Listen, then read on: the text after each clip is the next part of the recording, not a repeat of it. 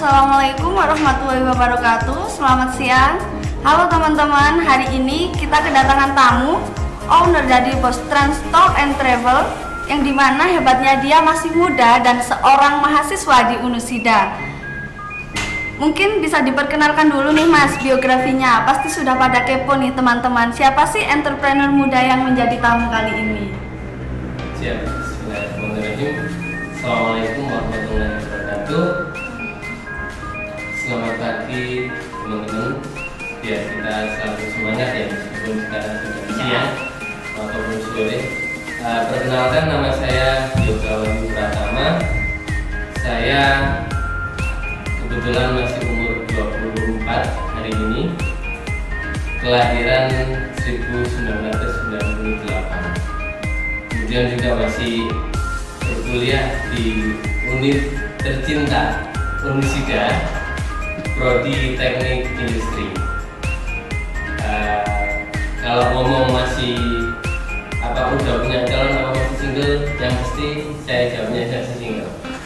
Biar barangkali ada yang mau daftar lagi kan bisa. Ya, bisa hubungi nomor di bawah bisa. ini. Nanti tinggal japri aja. Jadi kurang lebih seperti itu biografi soalnya. Ya nih Mas, kan ini usahanya di bidang pariwisata dengan nama Bos Trans Tour and Travel. Kenapa sih mengambil nama Bos Trans?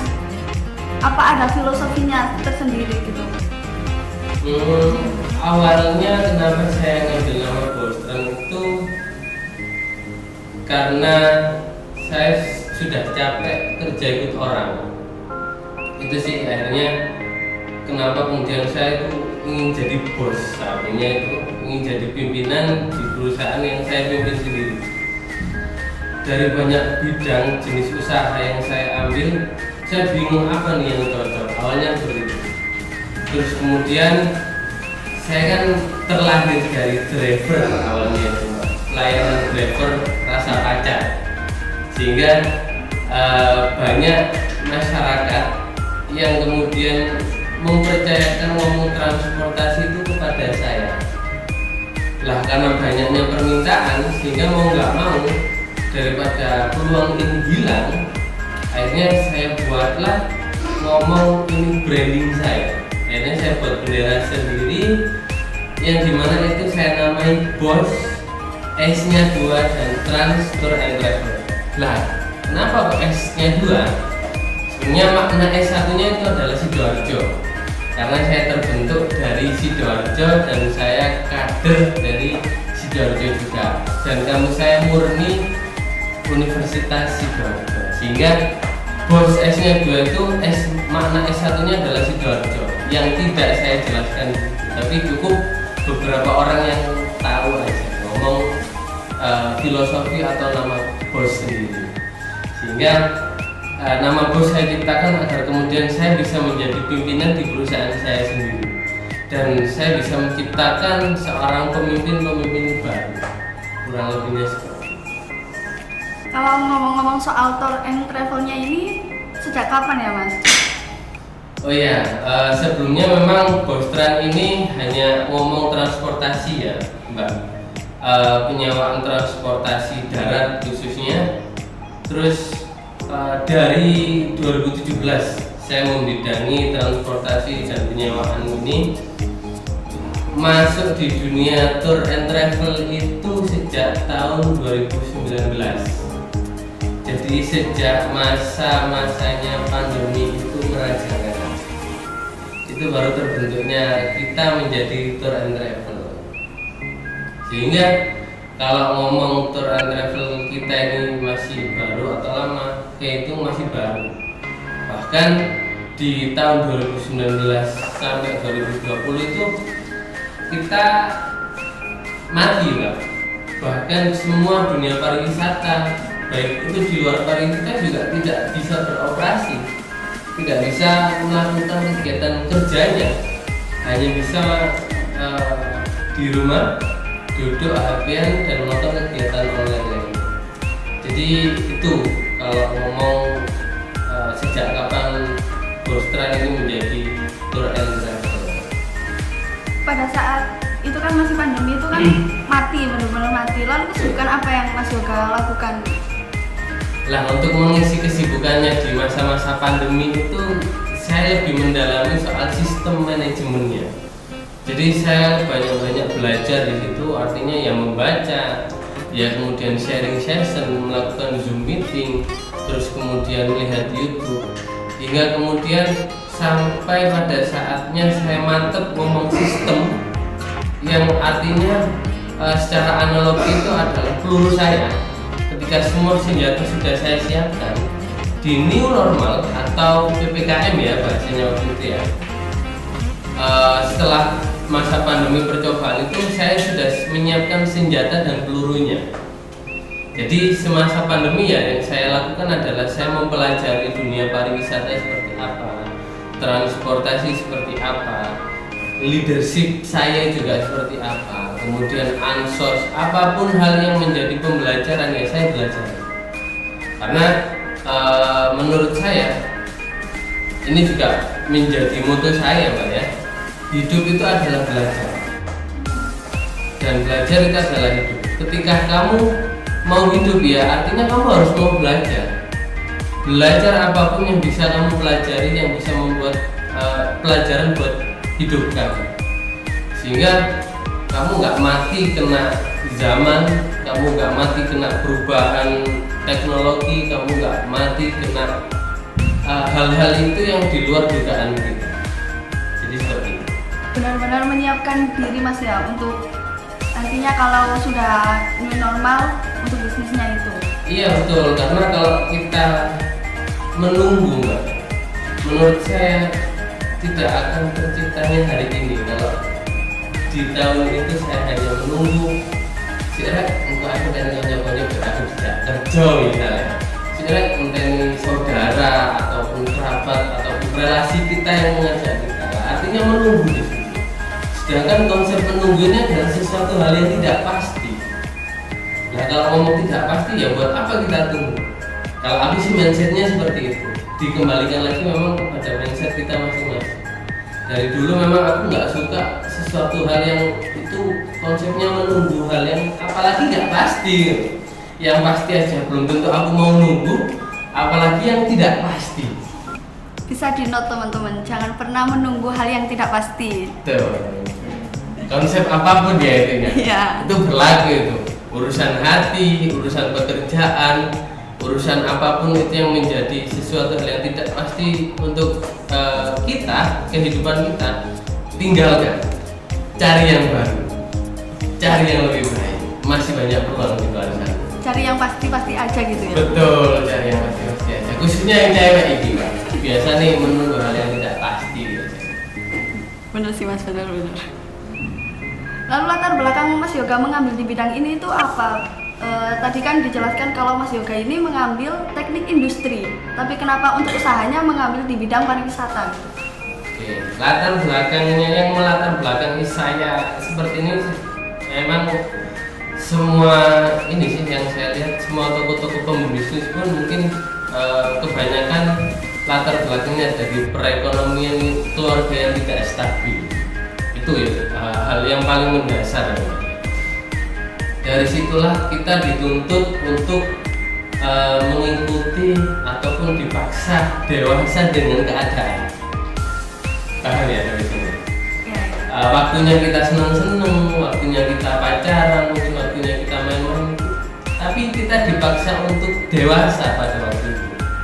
Mau nggak mau, karena ketika kita tidak mengambil sikap dewasa, how do you think about my life? Itulah benar bahasa Inggris ya. Salah dibenarkan. Bagaimana tentang kehidupan saya ketika saya tidak mendewasakan diri pada waktu itu? Itu yang menjadi latar belakang saya. Dan kenapa saya akhirnya mengambil jenis bidang usaha tour and travel yang itu di luar dari studi yang saya bidangi. Karena memang SMP saya sempat mondok, kemudian SMK-nya saya di SMK Negeri 1 Sidoarjo. Kebetulan juga jurusannya adalah ketenaga listrikan, dan universitasnya saya ambil teknik industri. Memang tidak sinkron menurut saya. Tapi pada tahun 2017 ketika saya mendalami bisnis ini adalah saya hanya melihat di sini saya harus dewasa dan saya harus menambah skill saya sebagai seorang laki-laki. Nah, mungkin terbentuknya mindset saya karena kebutuhan itu, kepepet itu, sehingga setiap peluang yang menurut saya itu adalah peluang, ya saya ambil. Jadi waktu itu memang ada apa ya? Saya melihat bahwasanya ketika saya bisa nyupir di usia muda waktu itu menurut saya sesuatu hal yang beda dengan teman-teman yang lain. Mungkin pada waktu itu teman-teman saya khususnya lingkungan masih sibuk dengan racing ya, dengan kecintaannya dia terhadap motornya, entah itu divariasi, dibuat balap ataupun apa. Saya disibukkan untuk ngomong skill ataupun perbaikan soft skill saya. Makanya kemudian saya mulai belajar nyopir. Di situ saya terlahir dari pelayanan driver, sehingga ada peluang saya ambil, akhirnya terbentuklah Bos Tour and Travel hingga saat ini. Berarti untuk latihan nyupirnya itu kemauan Mas Yoga sendiri atau dari orang tua? Ya, kalau untuk ngomong driver awal itu kemauan dari saya pribadi. Karena saya dasarnya adalah orang yang nggak suka dituntut sebenarnya. Dituntut apapun saya nggak suka, kecuali dituntut keadaan. Itu baru saya mau, nggak mau harus mau. Karena menurut saya sesuatu hal yang kita lakukan dengan keinginan hati itu akan lebih nyaman kita menjalani. Mengikuti kata hati ya gitu. Mengikuti kata hati, betul. Kalau tadi kan tidak sinkron antara pendidikan dengan bidang usaha yang diambil. Lalu menurut Mas Yoga, untuk memulai usaha itu kita lebih baik mengambil dari hobi atau peluang? Mungkin saya tambahin, lebih enaknya kita tentukan ngomong passion kita dulu. Passion ini kita harus banyak-banyak mempelajari passion ini apa artinya. Kalau saya sendiri mengartikan passion ini adalah emosi yang didasari atas kecintaan kita. Jadi emosiku ini apa? Ngomong passionku, sehingga aku bisa menentukan passionku, kemudian aku bisa menentukan hobiku, dan dari situ aku bisa menentukan pekerjaan. Nah, kalau tadi jenengan tanya ya, menentukan bisnis ini dari hobi atau peluang kerja, menurut saya lebih sinkronnya, lebih enaknya kita tentukan passion kita dulu, sehingga kita bisa menentukan bisnis atau bidang usaha apa yang itu menjadi passion kita, atau ngomongnya hobi lah. Kita hobi melakukan apa? Nah, ketika hobi itu sesuai nggak dengan passion kita? Enaknya apa? Ketika pekerjaan yang sesuai dengan passion kita adalah enaknya kita melakukan sesuatu hal yang kita senangi dan itu dibayar, ada nilainya di situ. Nah, ini menjadi sesuatu hal yang berbeda dan tidak bakalan ada kata bosen di dalamnya. Di dalam prosesnya itu saya jamin ketika mendapatkan pekerjaan yang sesuai passion ya atau hobi itu, saya yakin gak bakal ada kata bosen, apalagi capek gitu, enggak ada. Makanya itu untuk menentukan bidang usaha, yang pertama saya ngomong tentukan passion kita, di mana dan apa aja itu terserah kalian. Artinya setiap masing-masing dari kita memiliki passion masing-masing. Nah, disitulah poin dimana sampai bisa menentukan bidang usaha apa yang bakalan sampai jalan. Dan saya yakin ketika sampai sudah menentukan pekerjaan yang sesuai dengan passion kalian, tidak bakal ada yang namanya bisnis itu gagal. Tapi kalau ngomong peluang itu tetap juga harus ada. Nah, dari passion itu terbentuklah mindset sebenarnya. Dari kita menata passion kita, lama-kelamaan kita juga mengajari mindset kita untuk menjadi sesuatu hal yang terbentuk. Nah, ketika ketika mindset kita sudah terbentuk, ini kita enak mengambil peluangnya. Jadi kita tahu nih, kalau mindset kita sudah terbentuk ya, kita tahu ini yang namanya peluang, kita tahu ini yang namanya hambatan, kita tahu ini yang namanya masalah. Tapi secara garis besar, ketika teman-teman ini udah punya mindset seorang pembisnis, pasti setiap kali ada masalah yang dilihat adalah solusi. Itu menjadi sesuatu hal yang pasti. Karena kalau ngomong mindset ya, saya pernah membaca buku. Sebenarnya otak kerja kita itu ada dua mindset. Yang satu adalah grow mindset, yang kedua adalah fix mindset. Nah, grow mindset ini pikiran kita yang bisa menerima segala sesuatu yang namanya proses. Ini grow mindset. Tapi kalau fix mindset adalah proses pikiran kita yang tidak bisa menerima proses. Contoh kecilnya seperti ini. Misal nih, aku teknik industri ya, Pak. Aku coba menjual produk, menjual makanan lah. Nah, di situ saya mengalami kegagalan. Lah, tipikal fixed mindset, ketika saya gagal, saya sudah menganggap diri saya tidak bisa. Saya sudah menganggap diri saya bahwa saya nggak bisa jualan makanan sudah. Artinya di situ itu fixed mindset. Tapi kalau grow mindset, dia masih bisa menerima proses di situ. Ketika mendapat kegagalan, dia artinya masih bisa, hari ini aku gagal, tak coba lagi ya. Masih menerima proses, tak coba lagi sampai kemudian menemukan titik suksesnya. Itu dua mindset yang berbeda, Pak, yang harus kita pahami. Dan mindset ini kita bisa pelajari sebenarnya. Tinggal mau apa enggak kita mempelajari mindset kita masing-masing. Karena ini sangat penting sih memang kalau ngomongin mindset ya. Yang bakalan mengarahkan kita kemana, melakukan tindakan apa dan sebagainya. Itu pernah dengar kata-kata kayak gini, Mas. Kalau disuruh milih, cintai pekerjaanmu atau kerjakan apa yang kamu cintai. Kalau menurut Mas Yoga, lebih ke yang mana? Kalau aku sih dua-duanya itu penting. Tapi lebih pentingnya adalah mencintai pekerjaan. Karena ketika kamu tidak mendapati pekerjaan yang kamu cintai, itu bakal menjadi sesuatu hal yang susah dan kamu harus beradaptasi lagi dengan pekerjaan-pekerjaan yang baru. Jadi dua hal itu memang sangat penting dan membingungkan ya. Kita mencintai pekerjaan kita atau pekerjaan kita ya apa tadi? Mencintai apa yang kita kerjakan atau mencari pekerjaan sesuai. Nah, itu sesuatu hal yang membingungkan. Kalau saya mengedepankan cinta, mencintai apa yang saya kerjakan, belum tentu pekerjaan itu juga mencintai saya.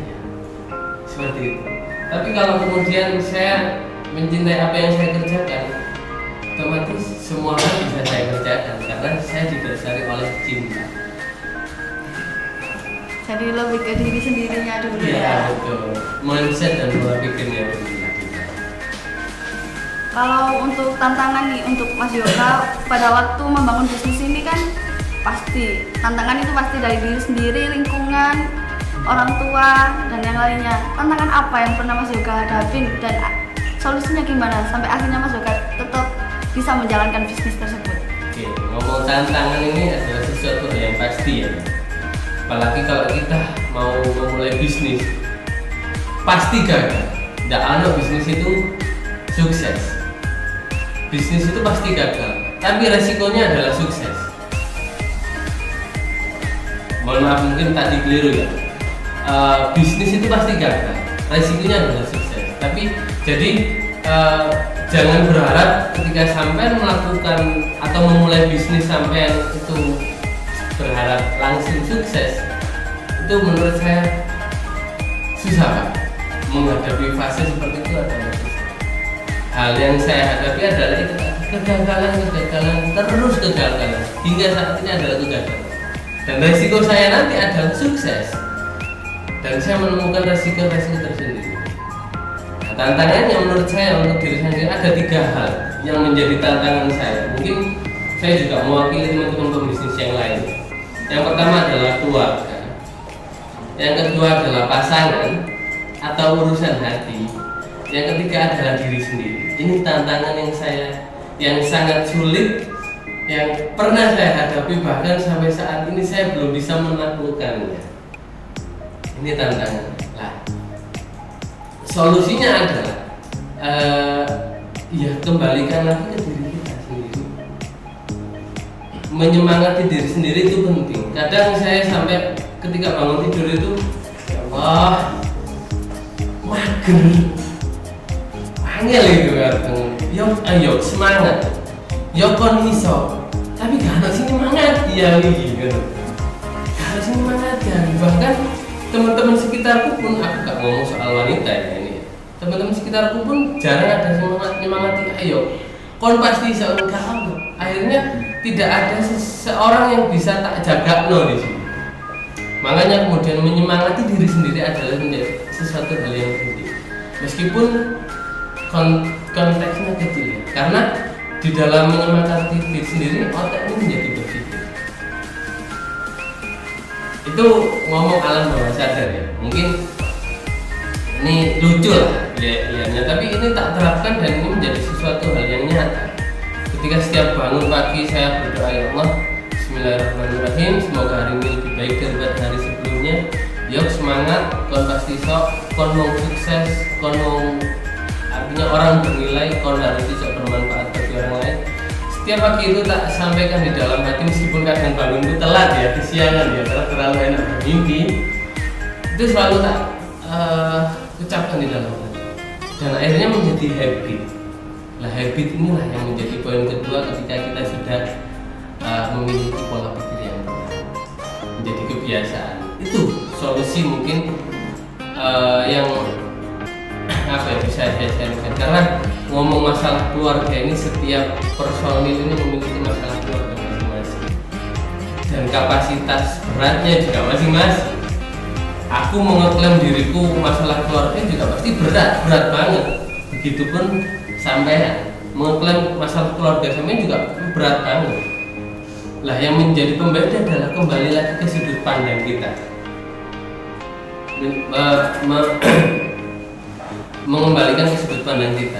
Kita menganggap sesuatu masalah itu menjadi masalah atau enggak? Karena kalau kutipan dari Cak Nun ini kalau tidak salah ya, masalah itu tidak akan menjadi sebuah masalah kalau kita tidak pernah menganggap itu adalah masalah. Paham ya? Iya. Itu. Jadi setiap masalah yang ada di keluarga saya anggap itu proses. Oh, yang namanya keluarga ya pasti berantem. Ya seperti ini konsep keluarga. Bahkan saya nantinya akan mengalami seperti ini. Berantem dengan istri saya, dengan anak saya dan sebagainya. Ini adalah sebuah proses. Proses di mana saya mungkin bisa lebih dewasa ngomong ke keluarga di sini. Itu satu. Kalau urusan hati ini ya, ini yang susah. Urusan hati ini hampir 99% aku mewakili laki-laki ketika dia gagal soal percintaan, dia merasa orang yang paling bodoh, orang yang paling lemah soal cinta. Ini yang mau konsep ya, mewakili laki-laki. Kalau benar ya alhamdulillah, istri lah dan sebagainya. Ini konsep yang salah, pola pikir yang salah. Nah, kembali lagi, kalau tantangan masalah hati ini memang susah, tapi aku yakin pasti bisa. Tidak ada sesuatu hal ataupun suatu masalah yang kita tidak bisa menyelesaikan, karena Allah sendiri bilang Allah itu tidak akan pernah memberi masalah kepada hambanya di luar batas kemampuan hambanya. Itu yang saya pegang sampai saat ini. Seperti yang dijelaskan Mas Yoga, apa Mas Yoga itu pernah mengalami seperti itu? Ada kegagalan di masalah hati dan imbasnya ke pekerjaannya kayak gitu? Pernah, Pak. Kalau ngomong pernah, kita pernah. Bahkan beberapa kali, bahkan saya dicap sampai saya kena branding. Lek Mas Yoga ini pasti boyo, bajul, garangan ini Unusida, sak tribun ini pada Mas Yoga ini tahu, Pak. Pernah saya dengan seperti itu. Sak tribun ini cewek Mas Yoga bos. Bahkan sampai dikasih branding seperti itu, artinya apa? Artinya saking kebajutnya aku ya, saking gak ngerti nih ngomong. Karena setiap kali aku deket sama cewek ini Mbak ya, mesti dikira pacaran. Aku goncengan berdua sama cewek, dikira pacaran. aku posting foto berdua sama cewek yang berbeda lagi, dikira pacaran. Lah lek kayak gitu pola pikirnya mereka, ya berarti pacarku kan ngono. Lah aku ngopeni situ gak ngentekno ya, aku ngopeni. Kan seperti itu. Kalau maksudnya kalau orang-orang seperti itu, makanya ketika saya dicap seperti itu ya, akhirnya saya gini aja. Bahkan sebelum lanjut ya, bahkan sampai wanita-wanita saat ini ya, semua wanita takut menjadi sama, takut menjadi apa ya? Korban selanjutnya ya. Aku cuma gitu, ya saking ganas ya aku palingnya. Padahal juga kalau aku boleh mungkin bisa ngadakan podcast dengan mantanku ya. Mungkin ini 99% pasti mereka bahagia. Ya PD-nya seperti itu, gak PD-nya ya di luar lah. Sakitnya itu pasti ada. Cuman sakitnya tuh di sini kan, gitu. Itu kalau ngomong soal hati ya, pernah aku mengalami kegagalan yang dimana titik bawah. Bahkan sampai pernah aku mencintai seseorang itu. Ini cerita sedikit ya, dimana aku nikah. Aku pernah mencintai seseorang itu benar-benar mencintai sampai tingkat tulus dan ikhlas. Sampai kemudian jadi guyu ini serius sih kira. Jadi sampai titik dimana aku gak mau betul-betul. Akhirnya segala usaha, segala proses ya itu tadi. Aku kerja awalnya sebelumnya hanya untuk dia, aku nabung mbak, aku cuma ingin ketika aku lulus kuliah aku itu langsung bisa rabi lah, artinya tidak memberatkan orang tua. Aku gak pengen ketika aku rabi kok diurunnya sampai orang tua aku atau merepotkan mertua aku, karena ya ini mungkin menjadi prinsipku ya mbak. Laki-laki itu harus berdikari, punya atau tidak punya ya harus mandiri. Kalau hingga saat ini umur ini aku sih menjaga wong tua, jalur cina wong tua, menurut saya kamu belum menjadi laki-laki yang sesungguhnya. Aku mengibarkan seperti itu. Sampai aku nabung receh pun uang 500 pun, 100 tak taruh di botol, masih ada botolnya. Dan itu tak tulis uang tabungan menikah. Itu serius Pak. Konsep itu aku pelajari dari motivator Inggris, aku lupa namanya, yang beliau itu tidak punya tangan dan tidak punya kaki. Kayaknya cuman karena mungkin konsep mencintaiku ini sudah titik tulus dan ikhlas, akhirnya aku memaknai bahwasanya sesuatu hal yang kita cintai itu tidak semuanya harus kita miliki. Nah, akhirnya disitulah aku harus benar-benar ikhlas dengan seseorang yang benar-benar aku cintai banget.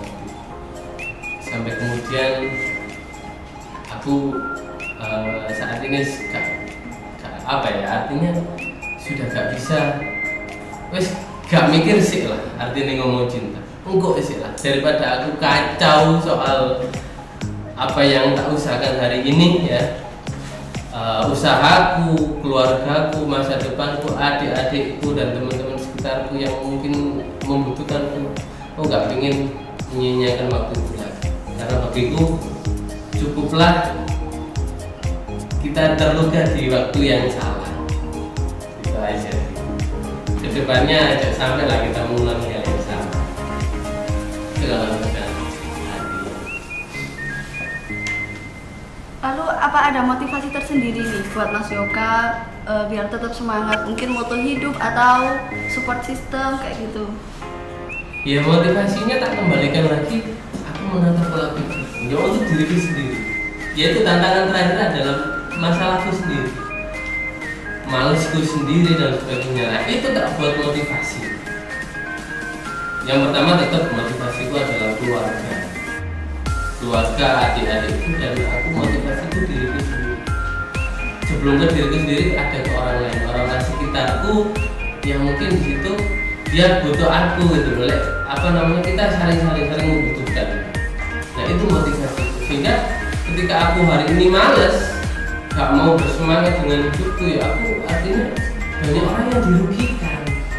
Aku sudah punya tamu di sini, aku sudah punya orang ketiga. artinya sudah banyak orang yang mempercayai itu soal itu. Kalau kemudian itu gak tak jadikan motivasiku, ya aku tidak bakal bisa menjadi seperti ini. Itu motivasiku. Jadi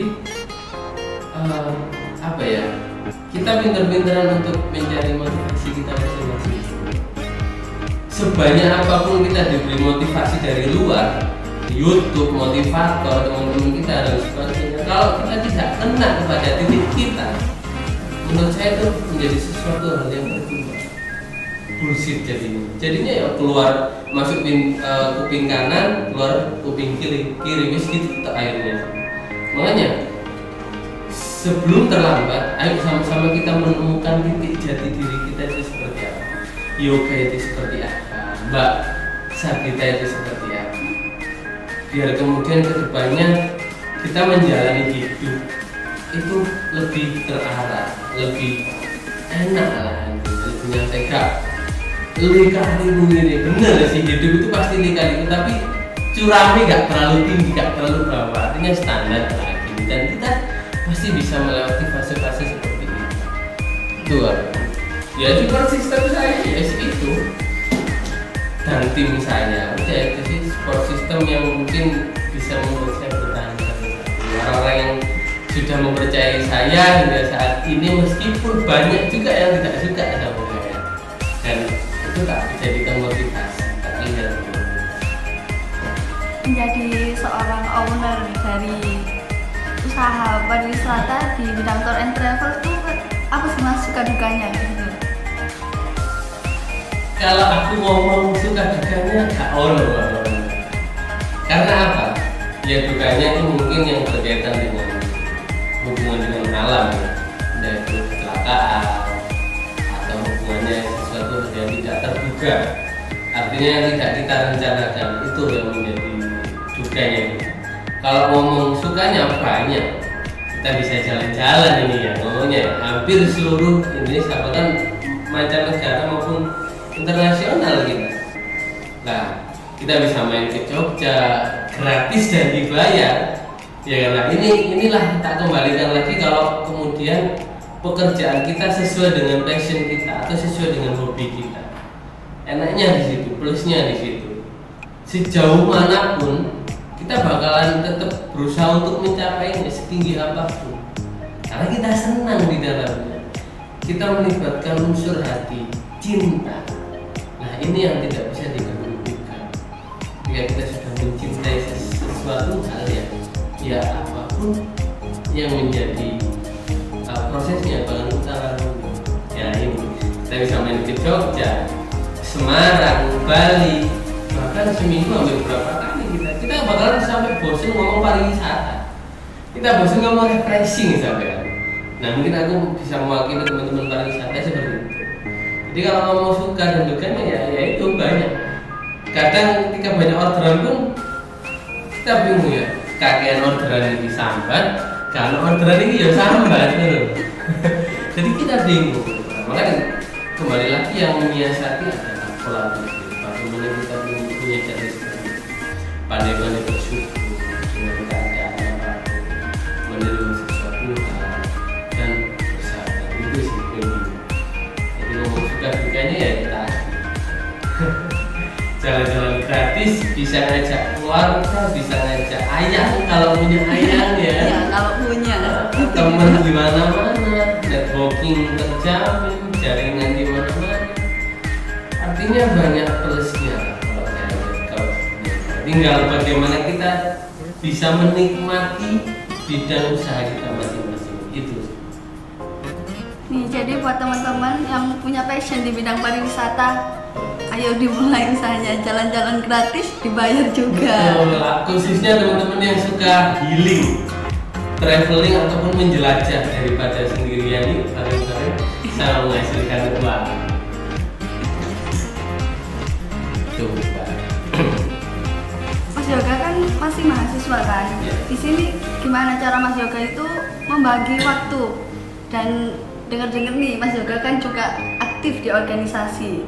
Salah satu apa ya, mahasiswa famous lah di Unisida katanya gitu. manajemen waktu ini kalau saya boleh sharingkan, kita memang perlu trial ataupun melakukan beberapa, sehingga misalnya di sekarang hari apa, Minggu ya, hari Senin ada 3 pekerjaan yang saya alami, mungkin waktunya berbenturan. Satu mungkin ketemu orang, satu kemudian organisasi, kemudian bagaimana caranya kita memanajemen ini. Yang pertama yang saya lihat adalah kita harus bisa menentukan skala prioritas kita. Jadi skala prioritas kita ditata dulu. Dan ngomong manajemen waktu itu nggak susah. Contoh dari 3 hal yang saya sebutkan adalah pekerjaan, organisasi, dan kuliah. Nah, prioritas saya adalah pekerjaan. Itu hal yang menjadi nomor utama. Kemudian yang nomor 2 adalah kuliah, yang nomor 3 adalah organisasi. Nah, dari sini kita bisa menentukan manajemen waktu. Oh, berarti kalau di jam yang sama yang harus saya utamakan adalah pekerjaan saya. Ketika pekerjaan saya sudah selesai, ya sudah, saya kuliah. Kebetulan juga saya kuliahnya ambil malam. Ya. Terus yang kedua, ketika kuliah sudah selesai dan ada waktu buat berorganisasi, ya saya organisasi. Artinya skala prioritas ini menjadi hal yang utama. Karena ketika saya artinya tidak sesuai rencana saya, tapi paling tidak prioritas pertama saya tidak bakal saya tinggalkan. Kalau ngomong organisasi kan banyak waktu, banyak hari, kapanpun dan dimanapun. Kalau ngomong organisasi, tinggal niat kita aja, tekadnya seberapa besar itu di organisasi. Kalau ngomong kuliah kan waktunya ditentukan, dan masa-masa kuliah ini masa-masa yang sedikit kan, cuma 4 tahun gitu ya. Nah, ini juga menjadi skala prioritas kedua, sehingga aku bisa menentukan manajemen waktu di sini.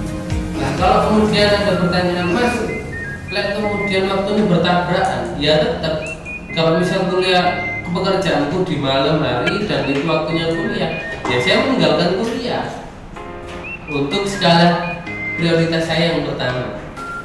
Karena saya berkuliah ini, saya berkuliah ini sebenarnya ya untuk mengupgrade diri saya, ngomong keilmuan, intelektual, pengalaman dan sebagainya. Karena saya kerja ini untuk kuliah, bukan saya kuliah untuk kerja. Ini yang harus dibedakan. Kadang anak-anak masuk kuliah ini juga menjadi sesuatu yang masih bingung dan salah. Kalau saya kerja untuk kuliah, bukan kuliah untuk kerja, beda ya. Kalau kuliah untuk kerja, ya artinya kuliah saya harus benar-benar dapat IPK di atas 3. Ya kan, akreditasi juga harus dipertimbangkan, ya kan. Apapun itu, karena saya niatnya kuliah untuk kerja saya, untuk menunjang pekerjaan saya. Tapi di sini saya kerja untuk kuliah, sehingga ini menjadi sesuatu hal yang berbeda. Makanya kita tentukan skala prioritas kita, baru kemudian kita bisa menentukan atau kita bisa mengatur manajemen waktu kita. Itu pun urusan lagi. Nah, tetap di skala prioritas, mana yang menjadi penting dan mana yang menjadi tidak penting. Dua. Kalau ngomong soal modal nih Mas, kan Mas Yoga ini masih berkuliah. Untuk modal awal membangun usaha ini, apa Mas Yoga sebelumnya itu bekerja atau mendapat bantuan dari orang tua? Kalau untuk ngomong modal, memang dari lulus SMK dulu itu saya langsung kerja ikut orang. Kebetulan lulus SMK ketenaga listrikan itu saya lulus masuk di PT Avian Brand sebagai engineeringnya. Itu yang pertama. Sehingga itu yang membuat saya mungkin bisa mendapatkan pengalaman. Kurang lebih selama 1 tahun 3 bulan saya di Avian Brand, kemudian memutuskan untuk kuliah. Nah, dari situ ada problematika sehingga saya keluar dari Avian. Kemudian saya lanjut masuk di PT Trans Corporation atau gambaran itu Transmart, bagian staff engineering. Nah, dari pengalaman itulah sebagai modal saya untuk membangun usaha saya di samping modal finansial, modal pengalaman dan modal skill. Itu ngomong yang saya. Tapi setelah saya belajar sampai saat ini saya maknanya membangun usaha atau bisnis itu sebenarnya gak butuh modal yang banyak.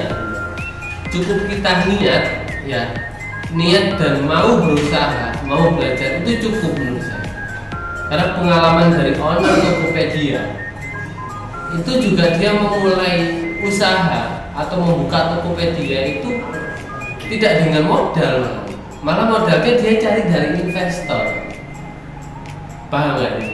Jadi dia memutarkan uang orang lain untuk bisnisnya, untuk usahanya. Lah artinya di sini kan kita tidak perlu modal sebenarnya, cuma niat.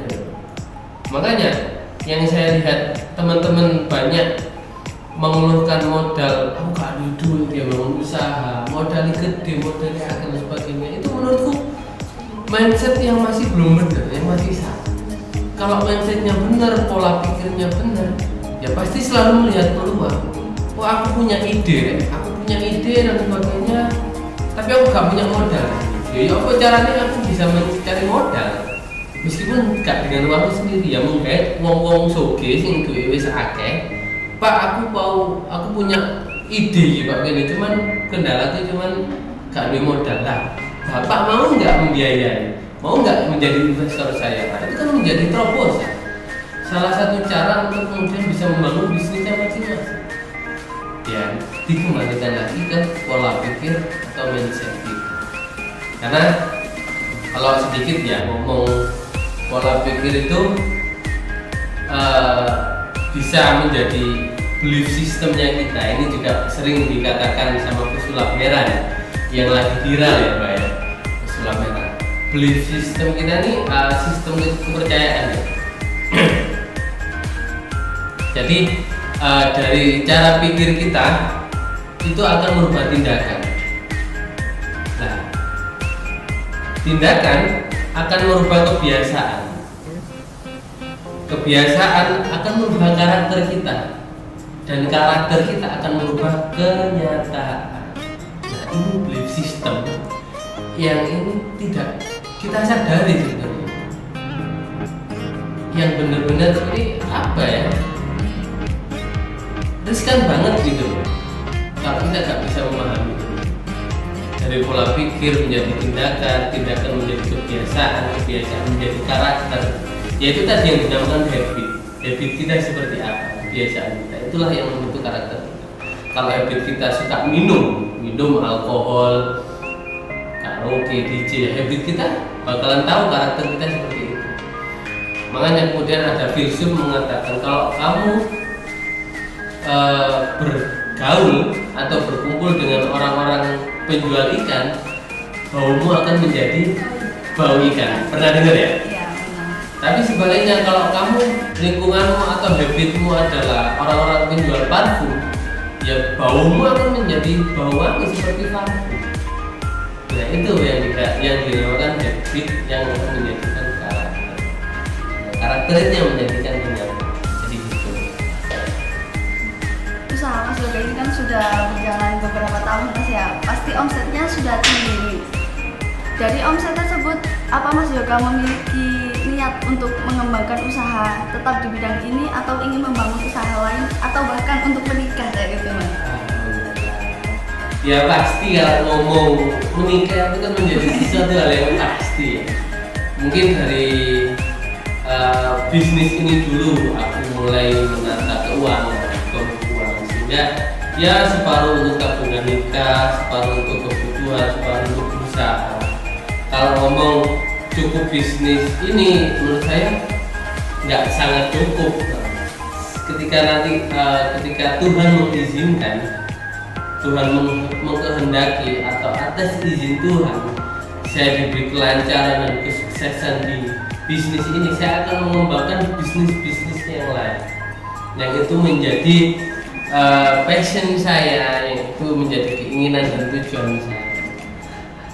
Artinya di sini bukan ngomong keuntungan pribadi, Saya cuma pengen memberikan peluang lapangan kerja untuk teman-teman, khususnya mahasiswa yang mungkin belajar pengen mengimplementasikan ilmunya di dunia pekerjaan. Nah, aku pengen mewadahi dengan wadah-wadah seperti itu, sehingga nanti bakalan muncul atau bakalan tak buat usaha-usaha atau bidang bisnis yang lain setelah ngomong Bostran ini selesai dan tuntas dan bisa ditinggalkan. Ini Mas, ini dari aku ya. Aku itu ingin juga gitu membangun bisnis di usia muda, tapi aku itu masih bingung mulainya dari mana. Bahkan untuk mengenali passionku sendiri aja aku juga masih bingung gitu. Aku ini passionnya di bidang apa? Menurut Mas Yoga itu gimana? Oke. Yang pertama yang harus kamu lakukan, ini saranku aja. Saranku adalah hobimu apa atau sesuatu hal yang kamu senangi. Misal kamu senang ngopi, ya, atau kamu senang jalan-jalan, sepeda. Terus kemudian kamu senang apa lagi, membaca, atau apa yang kamu senangi? Kira-kira? Kalau dari aku tuh suka nulis sih, kayak ngarang cerita, sama satu lagi tuh suka ini sih bicara kayak lebih ke public speaking aja sih. Nah, 2 poin ya. Kamu sudah tahu sesuatu hal yang kamu sukai.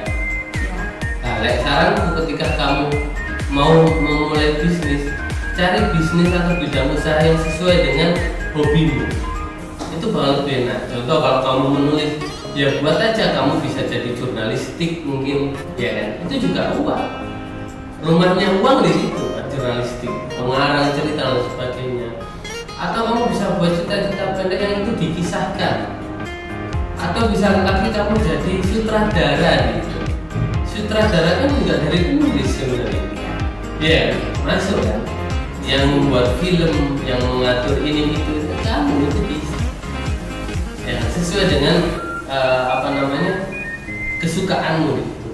Ditambah lagi kamu pinter public speaking. Nah, ini menjadi sesuatu yang sangat gampang menurut dikorelasikan lah ini. Kesukaanmu ini dikorelasikan hingga menjadi satu bidang usaha yang sesuai dengan kompetenmu. Karena banyak keluhan di luar sana itu teman-teman saya pada bilang, aku itu yo pengen bisnis tapi aku gak bisa ngomong. Ya apa sih caranya ngomong enak, ngomong lancar gitu, gimana sih caranya? Nah, banyak orang yang melakukan seperti itu. Nah, tapi tidak dengan kamu. Nah, itu dimanfaatkan. Kalau ngomong public speaking, kamu bisa nanti jadinya pengacara. Iya kan? Pengacara juga harus benar ngomong. Dasar teorinya hukum. Nah, tinggal kamu belajar hukum. Karena untuk menjadi seorang artis itu nggak terlalu mementingkan di pendidikan, asal passionnya dia di situ pasti bisa dilakukan saya. Satu, ya. Yang kedua, ditambah lagi kalau kita berintelektual, apalagi kalau kita berpendidikan, ini akhirnya menjadi jangka panjang. Gak hanya tenar terus mati kan gitu. Nah, contoh kecilnya kita ada yang lagi viral saat ini adalah Citayam Fashion Week, ya, teman-teman bonek dan sebagainya. Ini aku bukan berarti merendahkan ataupun apa, enggak, karena kegigihan mereka, semangatnya mereka membuat konten, ya kan, buat konten, belajar apa adanya, sehingga mereka sampai naik ke puncak.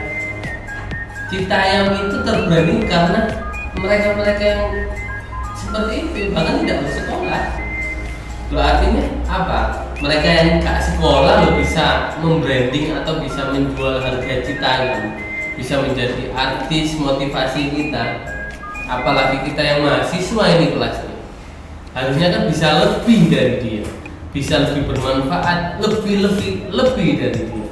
Nah, inilah contoh berani mencoba, berani mengambil resiko. Pokoknya wani, tapi diimbangi wani ini ojo ngawur dan gitu, tetap ada batasan-batasan yang harus dipahami.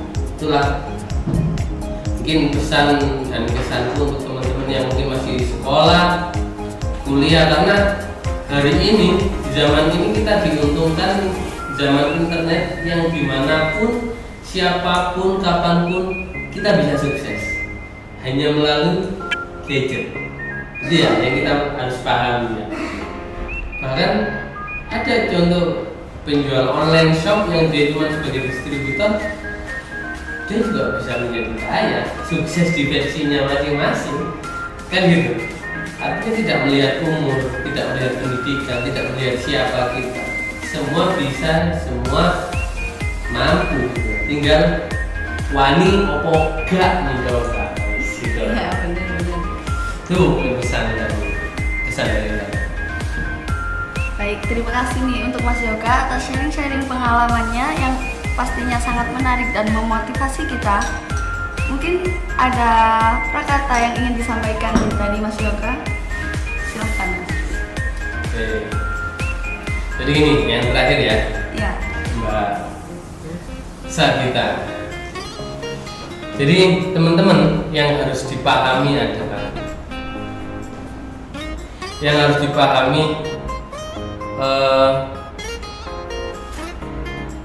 kalian ini sama hidup kalian adalah apa yang sudah diberikan Tuhan untuk kalian yang hidup kalian. Itu yang menjadi permasalahan. Kadang kita ini nggak paham makna tersirat dari Tuhan. Itu yang menjadi permasalahan. Makanya kemudian aku bisa menyarankan ke teman-teman, ayo mulai dari sekarang belajarlah memaknai hidup.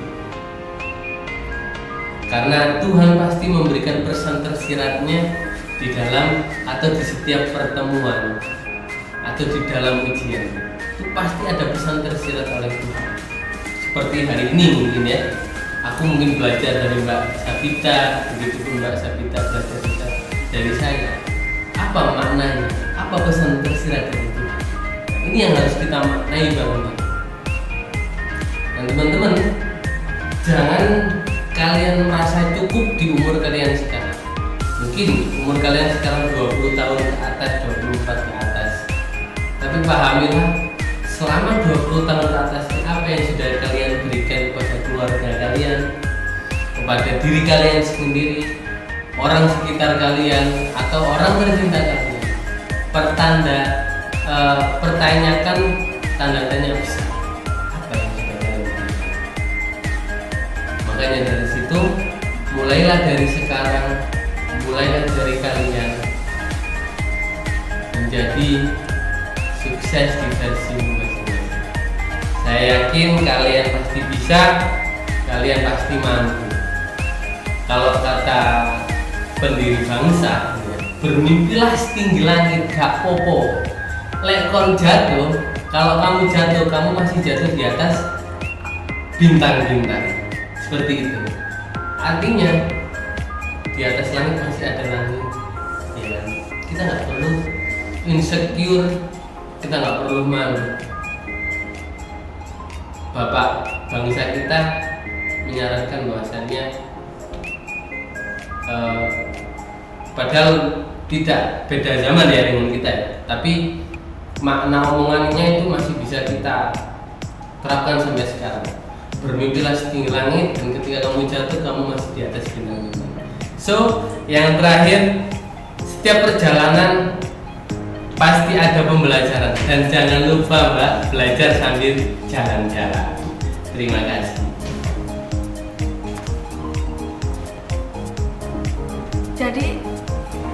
Jadi mindset itu merupakan suatu patokan untuk perkembangan diri kita. Dengan adanya mindset, maka akan mendorong niat kita untuk menjadi lebih baik lagi. Jika kamu ingin maju, ubahlah mindsetmu. Dari pelajaran sejarah yang kini makin keras diingat, gedung-gedung bisa saja dibangun, bisnis maju, kota tampak indah, tapi si miskin tambah sengsara. Kutipan Gunawan Muhammad. Berani mengambil tantangan untuk mengetahui batas kemampuan yang kamu miliki. Kutipan dari Yoga Wahyu Pratama. Sekian, terima kasih, sampai jumpa.